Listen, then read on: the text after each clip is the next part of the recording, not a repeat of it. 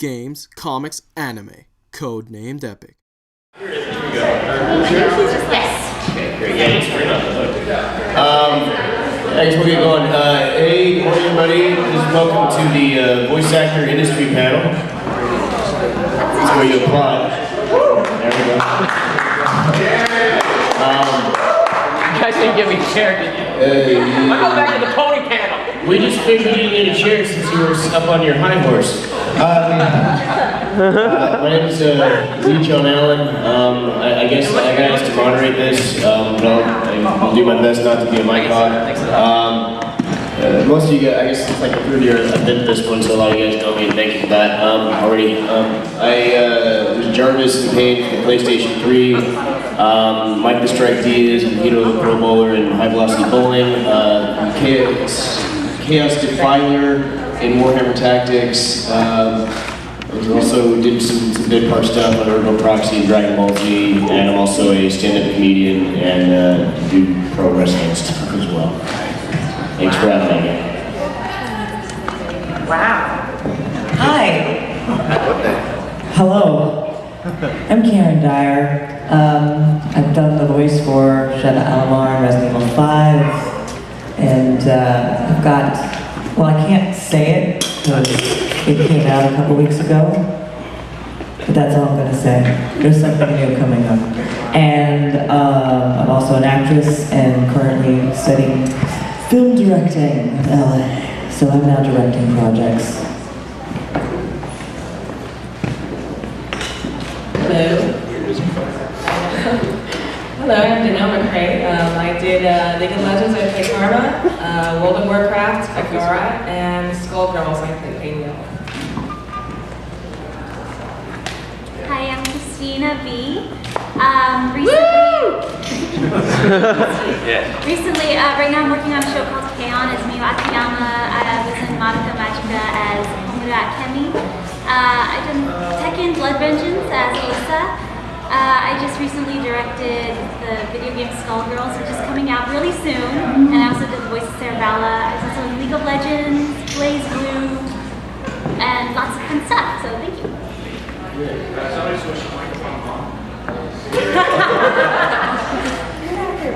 Testing. That explains it. I know she's more basic voice than that. I don't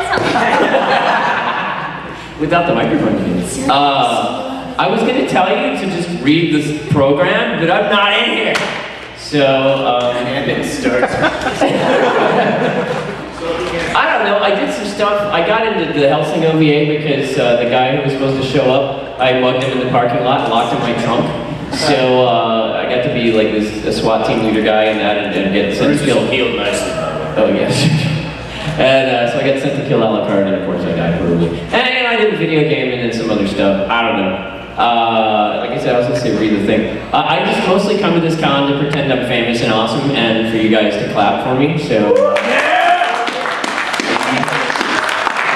One time out of the year that I don't cry myself to sleep with a bottle of wine every night. So anyway, that's enough about me, and we'll go on to our actual awesome famous guest here from Kingdom Hearts. You might have heard this fellow. Hi guys again. If you guys were just here, then you already know a lot about me. My name is Gallagher. I play Riku in Kingdom Hearts, which is why I am here. I've done other things, but they are relevant. So I'll let these guys talk. Applause was for you, leading to the wall. It's amazing.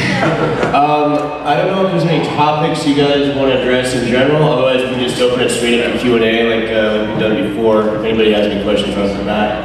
I guess you guys already mentioned some roles that you're known for. What would be a role that each of you has done that maybe people don't know is you? Anything out the... Well, you're laughing about something, I'm gonna give it to you. Well, I'm laughing because I don't know if this game ever came out, but it should be safe to talk about it now. But because I also do motion capture, and this was an odd one. There was a Kiss game, and I got to be the motion of Paul Stanley. Paul Stanley? Exactly. Oh my God! I know, it was bizarre, but I never got to see it in the end, so I don't know if it went all the way. But If you see it. Black one. Paul Stanley. I actually don't have any right now. Okay. Was there a question? Well, you know, yeah. Thanks for keeping up. But hey, what's the role that maybe you've done or something you've done in the world like normal anime voice recording that maybe everybody here didn't necessarily know you did? Oh yeah, I got nothing. Okay. Christine? There is a game I was in a while back where you can actually date and marry me. It's called Rune Factory. It's pretty fun. So they sold a lot of those. You gotta know her. Yeah. All right. I've only done the one gaming franchise, but I've done cartoon work, so I guess that's related, and I should go there. Cartoon work for Class Kishipo, Wild Thornberries, Rocket Power, those kind of cartoons. Who did you do Some of Rocket guys Power? remember that stuff. Who did you do in Rocket Power? In Wild Thornberries, I did a small part where I was just a boyfriend figure for the lead girl, and then in Rocket Power I played Sam's friend who built everything. I was like the tech kid who was there every once in a while and built crazy like inventions. It was kind of like the Blue Power Ranger. Yeah, sure. Or Donatello. That's cool. I'll take that. Okay. I'll take that. One obscure title I was in, it was like one of my first jobs working with Audio Gods, was Runaway 2, Dream of the Turtle. See, it's that obscure. But I remember it because of the fact that it had one of the most ridiculous lines I ever had to read, and even with the context, it's still funny. It's like, oh, how I yearn for the seeds in your codpiece. And yeah, I think it was something about how like they went back in time. That's a normal Thursday for John. More or less, yeah. Another thing, kind of a steady gig I've had over the last year or so is I'm not necessarily advocating anything, I'm just letting you know what I did.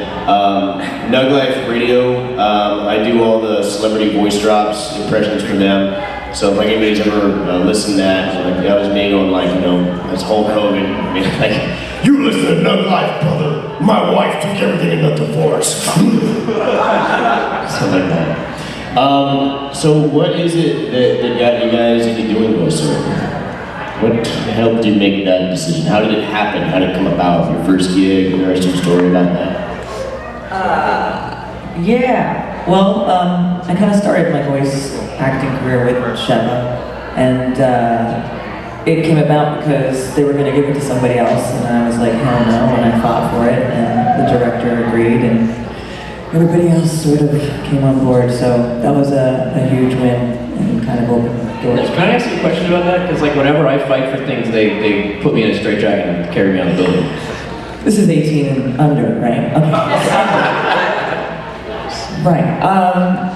What are you asking? No, really. When you fight, like if you fight to get a role, usually they're like, thanks, get out. I mean, you know, how do you fight for roles? I'll go into detail. In a good way. Yeah. I'll go into detail. So it started off with me being hired to do the motion capture, and we had a green screen session and we shot the whole thing out like a film, and during that time I had gotten to know the director and I was already using a voice for the character, and he liked what I was doing, but Capcom had already had I guess a casting list that they were choosing from. So when it came up to do the sessions, I asked if I could throw my audition in, you know, and they kept saying, oh no, I don't know, it's not, I don't know, you know, they got their girl, and I was like, well, let me just do something, let me just throw it in.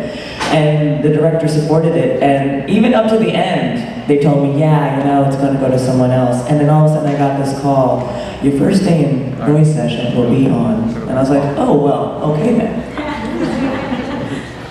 Okay, thank you. Yeah, I don't take no for an answer. Yeah, I've been a fan of voice acting. I did it for fun at first. I did a few online community stuff, and when I took classes and got in through a certain class that will not be named. And yeah, I did my first gig at the same place, well, the same class I did. So I did League of Legends from there. I got the call after auditioning for 5 different characters and said, yeah, you got the call, you come on at this time. And I was like, yes. So that was first my successful. I've always been been a big fan of everything, comic books, video games. I wanted to be a voice actor my whole life, and when I was 12, I took it into my own hands and I made my own demo reel at my home with my own little microphone, and I started submitting that.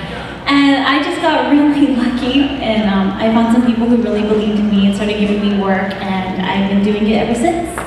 I like the story about you were at a panel and they discovered you. I was at a convention actually, and some people heard my voice and were like, hey, you can audition for us. I'm like, okay, thanks.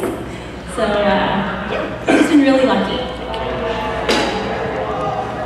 I already told you guys, I put a guy in his trunk and then he didn't show up, so I got the role for Hellsing. I don't know, you gotta really just bash your way into this industry, you know? I mean, well, Cristina Vee, like she said, she got lucky, but she started when she was 12 too, so I mean, I can't really. I didn't start doing anything when I was 12 except puberty. And we all know how that. So yeah, I'm still waiting for my beard to actually come in. But so yeah, I don't know. I mean, I did when I came out to Hollywood. I did have a few connections, and I harassed them until they got me some auditions. There you go. So, all right. I cheated. You what? I cheated. I was grandfathered into my game, and I talked about that. I don't know. I'm not sure how many people were here for my panel, and so I don't want to repeat myself a ton. But I did some video game work, or I did some cartoon work, and so I had some voice acting history, and obviously I do film and television acting and as my normal work, and I got really lucky and I was offered Kingdom Hearts by the Disney side of the team, who had, just as I told the story before, the director on the Disney side had watched an episode of Seventh Heaven where something in Simon's voice gave across a dark quality. Which is what he was looking for in a friendly voice. He wanted a friendly, good guy character voice that had a dark quality to it, and something I did on Seventh Heaven satisfied that for him. So I got this amazing offer to be a part of Kingdom Hearts, and I was very lucky. I started about 10, maybe 11 years ago. And forgive me for those of you that have heard this, but I realized at an early age that I belonged in a padded cell screaming my head off. And since the job of Adele's audio engineer wasn't created yet, I'm not a fan of it. I don't even like old commercials from the 90s because they say, dude, you're getting Adele. I say, no, I don't like her music. But, you like that? No charge. But no, I struck up a friendship with Christopher Sabat, who at the time was casting director for Funimation Productions. Before I got into voiceover stuff, I really wanted to get into it. I was a writer for a few publications, and I think one of the reasons he liked me was I was one of the few people not ripping his head off, because right around when they did the cast change from the Ocean group to Texas in-house group, everybody just hated it because for Dragon Ball Z. For Dragon Ball Z, because admittedly they were the new cast was kind of learning on the job. They were replacing guys who Scott McNeil, Brian Drummond, who made this their living, and now it's folks are playing a little bit catch up. And to their credit, they've done an amazing job seeing how the quality of the productions have improved over the years. I know it's shocking, but yeah, that's kind of it. He invited me down to Funimation to check out the place and read for a few things, and did some bit stuff with them. Ultimately decided I didn't want to move full time out to Dallas-Fort Worth, seeing the way the company was run at the time. But kept at it with acting and voiceover and comedy and stuff like that until now. I've got agents in different markets and doing all sorts of stuff. What the hell? You're calling right now. Let it be the agent, please, for the love of God. Damn. Why couldn't you be my agent? And that's kind of it. He's like, because I'm 12. I found your number on the internet. What would you guys say is the thing you like most about voice acting and the thing you like about least? Like maybe the biggest challenge that comes from doing this? Who would like to start this? Doesn't have to be, but it's always pleasant. You're on the left. Yeah. Oh wait, Christina. Christina. The best part about voice acting is when you actually have work and you're in the booth and you're playing pretend, and it's great. The hardest part is the in-between time, because there are some, when it rains, it storms in this business, and there are sometimes when you're working all the time, and then there are other times when you don't have a job for maybe a week or two or longer. A week or two?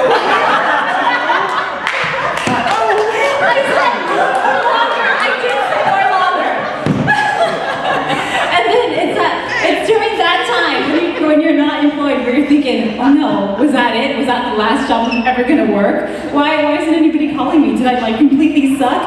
And then you're just kind of playing video games and watching Netflix. Researching. But that's the hardest part. By the way, everybody, Tadao Tomomatsu is gracing us in his presence. He did a fantastic job last night at the comedy show. Where are you headed to now? Wherever. If they lost the swordfish, I gotta go shoot someone. Nice. Gojira! Go find Gojira! Talk to you later, buddy. Wasn't he in there? Wasn't he in the new Godzilla? I don't know. I had He was, yeah, see? I have Brandon Bodies member of the category. It is silence. So, Danielle. Thoughts? Alright, I think the best part of the booth, The booth part is best. The best part of the booth is the booth. And getting characters that, are, it could be way away from your comfort range. If I did a guard, that was way away from my real voice. But I'm gonna have to mirror Christina, and the bad side is the whole downtime thing. For me, it's like months and months. It's like, when am I get that call?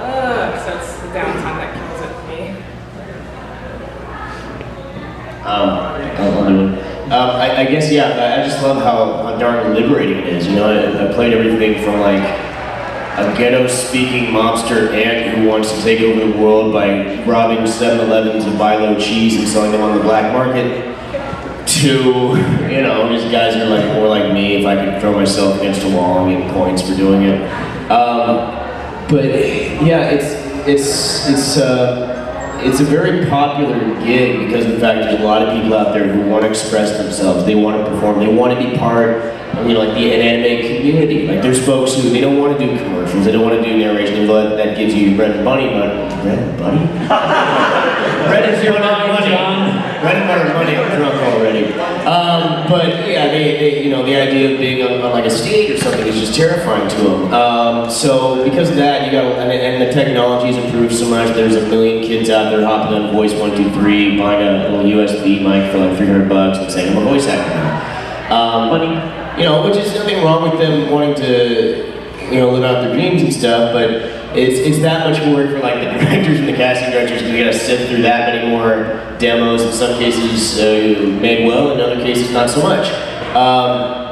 So there's that, I think, and luckily I've got other stuff that I do, there's downtime with the voiceover, there's the comedy stuff, I go get beat up in a wrestling match or something like that, but yeah, that's the best part of it. It's amazingly fun work. It's very gratifying, and I love running into folks who appreciate what we do and all that. But yeah, it's kind of like, to echo your sentiments. You have the downtime, and in this economy, sometimes there's more of that.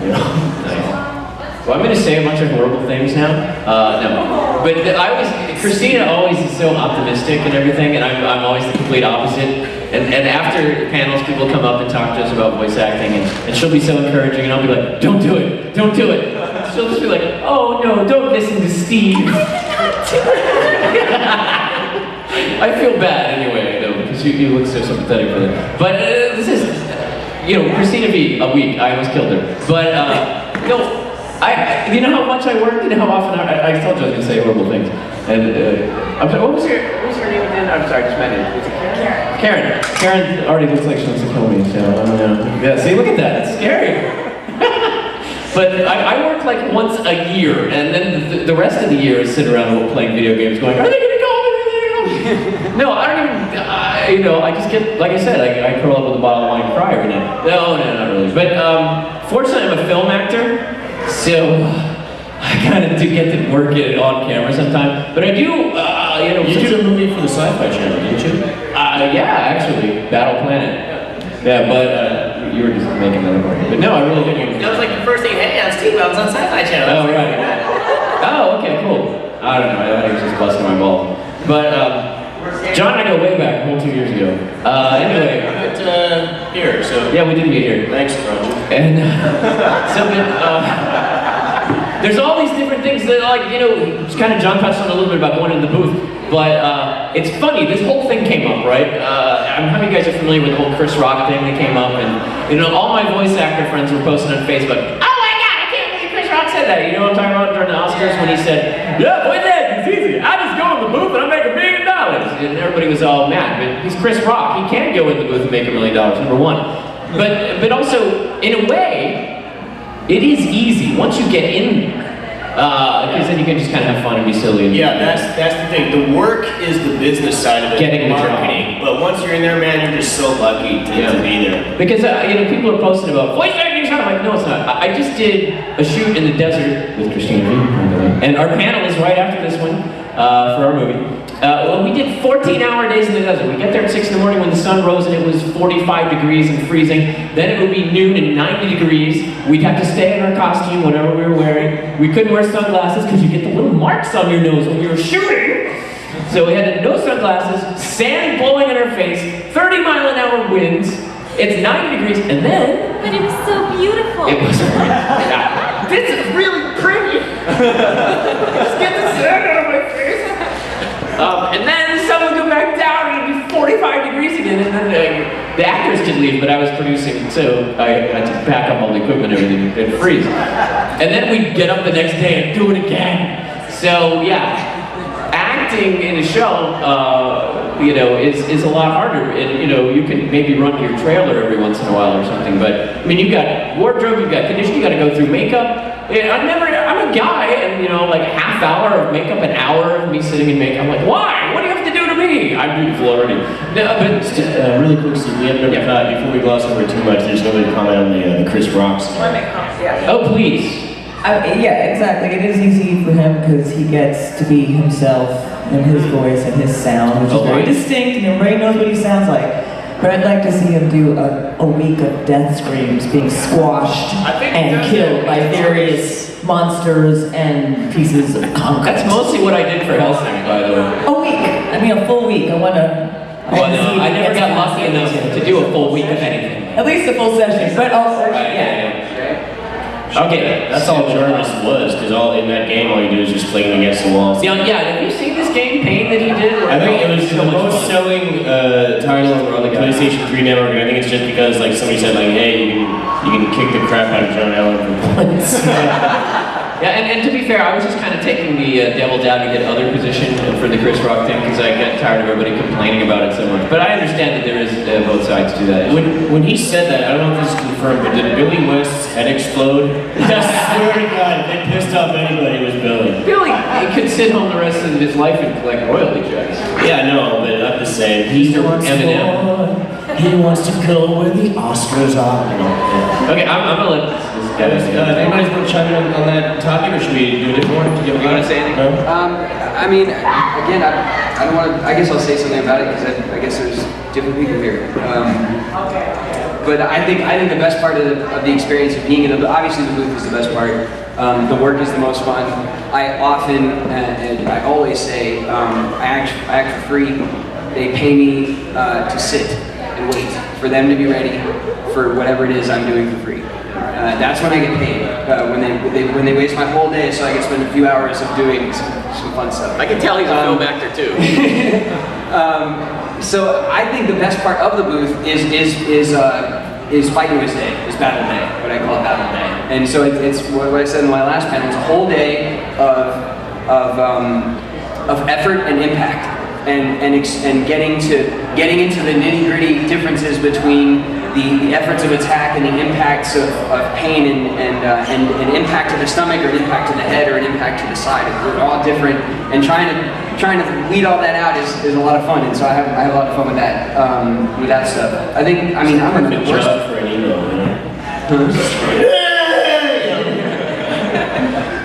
I don't know what I would describe the worst part of voice acting as. I mean, I would certainly agree that the worst part of it seems to be that there's not enough of it for me to do.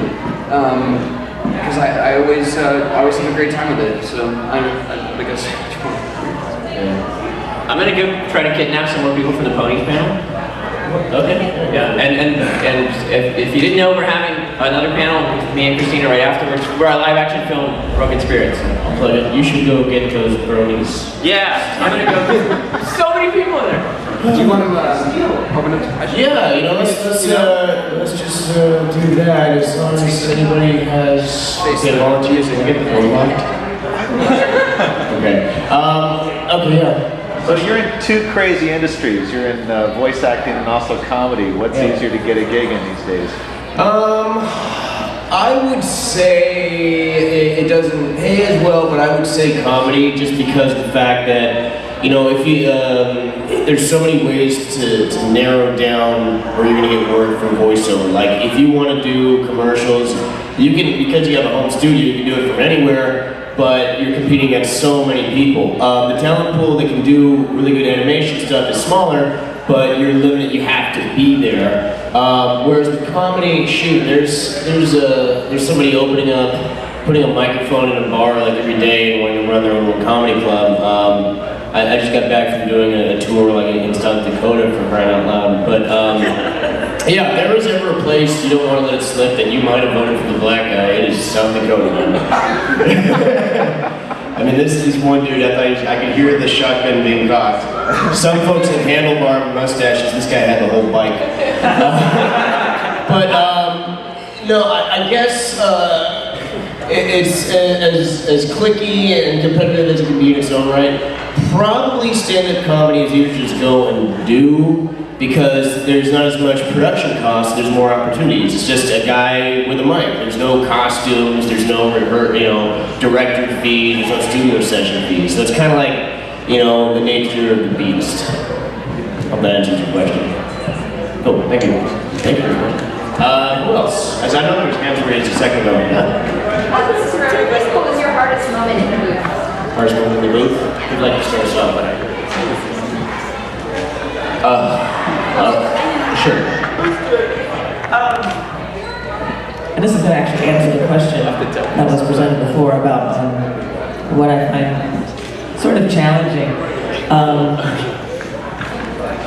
Because during Resident Evil 5, we had the facial motion capture at the same time as our voice capture. And as doing just the voice acting, I find I really like to move, and I really like to use my body and my face as much as possible. But I had to match everything I had done in the motion capture session with my face, while still doing the emotion of what the character needed to do. And I found that so frustrating. Because I wanted to be able to over-animate and get a performance physically, but I think that's answered the question. I almost lost my voice doing Jarvis, because the very first session we did, which was all the principal stuff, he doesn't really have like talking lines. It's all like, You gotta play this game if you haven't. So much. But one that I haven't told, and I think you guys might enjoy this, I know I didn't, was I was auditioning for one of the Lupin movies that Funimation had gotten. This was around 2002, 2003. It's one where like he fights a German Nazi guy or something like that. And I'm reading forward to like the German Nazi guy, and Sonny Strait was directing, and he was just, I don't know, like, he had a bug up his butt that day or whatever, but like I'm trying to read the lines like, attention Lupin, you have 30 seconds. And he's in my headphones on the mic outside the booth going like, yeah, touch my nipple, touch him. Yeah, I'm like, what the hell? Sonny, what are you doing? It's, having fun. Just read, I'm helping you. I'm helping motivate you, right? He's gonna come out better. Read, go. Dick. he's one of the friends I've maintained from the Funimation days, so aside from that, he's cool. Anybody else? Toughest, I don't really need to stand, but it's a lever. I think one of the toughest is like a tie for me with Hagar and Karma. For Karma, it was more of a chance because they were kind of like this gibberish language, like song, and I couldn't really figure it out. It took me like 5 different takes to try to get those right. And for Hagar, it was more of like a gravelly kind of like orcish voice, so I had to kind of sustain that with the battle sounds. So that was really painful, and also it was like 5 times. So that was pretty hard. It was fun. Actually, admittedly, my hardest session was for Skullgirls, which I was directing. She had to keep leaving the booth, go out there. No, they were helping me out. The clients were really helping me out. But the voice that they wanted, we did 2 Cerebella sessions. We completely recorded the character, and then they wanted me to go back and re-record it because the voice wasn't deep or raspy enough. Because I think deep and raspy. Right? So not only that, but it's a fighting game, so the entire session is screaming your head off and going, and it was like this really deep voice. So I was talking like this, which is basically vocal suicide for about 5 hours straight. And when I was done, I was like, can I get cool? I'm like, yeah guys, that was so much fun. Thanks, I'll see you guys later. But for like a week, I was like, oh, my voice is gone, it's never coming back, I'm done. Because it was pain. It was gone like 2 weeks. I didn't really have a By the way, tough we time. probably have time for one more question after this, after they see their comments, just so you guys know. Yeah, I have nothing to say. Questions. Let's do that. Yeah, we got enough time. Anybody else thoughts? Really? So you all know everything there is to know about this? Real questions? Yeah, go ahead. This is for you because I heard like 2 different sides. There, like one side you should provide like one thing you're good at and kind of go from there. But with you, I heard you should do this, and this. So I'm curious, like, what made you say, I'm gonna do my own thing? Thank you for that. That's actually a topic I've kind of gone back and forth on a lot because I sometimes wonder, like, hey, as much as I've had a lot of success with voiceover, would I maybe get here if I was just only that? What it is I've always been a huge believer in versatility. And you know what? You only live once, you guys. Who knows what's going to fulfill you the most? So do everything. And I tell you, anybody who knows what they're talking about with acting and stuff, it's only going to make you better at everything. Like, me having, and everybody else who's done improv up here, I'm sure like doing that made you just more fluid in the mood for voiceover. Doing voiceover, obviously I learned how to control voice characterizations better so it made me better as a comedian. And then learning how to get the crap kicked out of me by the industry helped me get the crap kicked out of me in wrestling. So, I don't know, man. Like I said, I like that it helps out with the downtime. When one industry is not kicking butt as much as I'd like to be, there's always something I can do and keep busy. And I would still recommend that, just because of the fact that, like I said, it's a good idea to try everything and know what makes you happiest the most. And some days I'll do one thing, some days it's the other. But at the same time, if there is really one thing you want to focus on, do keep that sort of at the forefront of your pursuits, I guess would be my advice. You're welcome. Good question. Sure, yeah. Anybody have any future gigs, projects, things you'd like to plug, or can I talk about it now? Anybody watch Nickelodeon? Yeah. I'm working on Victorious next week. I've never seen it. Is it good? Oh. Then forget what I said. And then also at 1 o'clock, I'm running a burlesque panel for those that are 18 and over. So. Oh man! I have a plug. Go ahead. Just stay here in this room because my panel's next. And you can see my live action film that I star in the room. So. I'll be appearing at American Wrestling Alliance's Deadline in San Diego on April 13th. It's 2 days before tax day, so Deadline. I don't have any promos on me for it, but if you go to jonallancomedy.com, I'll have it up on the calendar there. And I'm doing a panel like everything about your childhood that was great. I don't know what room it's in, but that's like about an hour or so.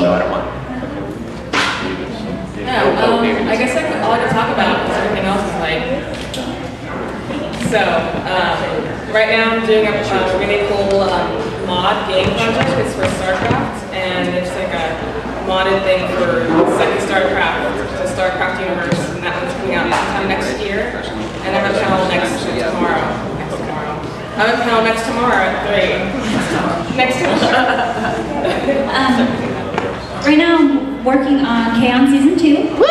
And also, so you should record for that next week. And also, last week, a little over a week ago, I started a Kickstarter for an animated music video, and as of yesterday, it was 100% completely funded. So we're going to begin production on that.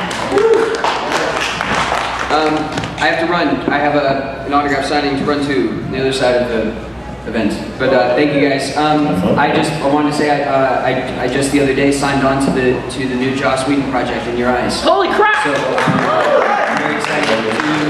I'm going to support Michael Saul David in that, and that should be fun. So I start that tomorrow. Wish me some luck, you guys. Thank you very much.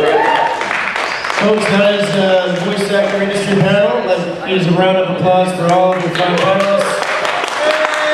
Thank you all so much for being here.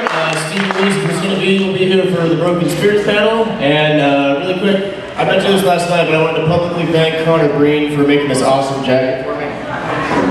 He's doing Italian today. Oh, that's cool. That dude is the man. If you see him, give him a high five for me. Hey, have a great day. Enjoy the rest of the day here at Anime Conji. Enjoy the next panel.